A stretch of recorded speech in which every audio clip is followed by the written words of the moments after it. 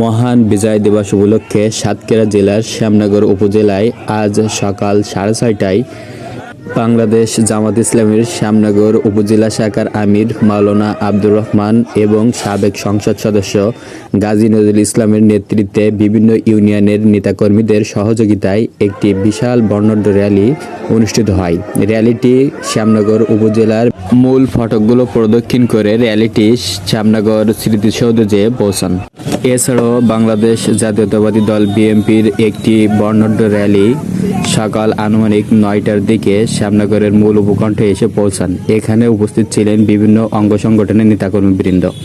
এছাড়াও একই সময়ে বিভিন্ন সামাজিক সংগঠন এবং এ সময়ে বিভিন্ন শিক্ষা প্রতিষ্ঠানের শিক্ষার্থীবৃন্দ ও সামাজিক সংগঠনের বিভিন্ন নেতাকর্মীবৃন্দকে আসতে দেখলেও তাৎক্ষণিক সময়ে আওয়ামী লীগ সহ তার অঙ্গ সংগঠনের কোনো নেতাকর্মীবৃন্দকে বিজয় র্যালি নিয়ে শ্যামনগর উপকণ্ঠে আসতে দেখা যায়নি। এই ছিল সর্বশেষ আপডেট।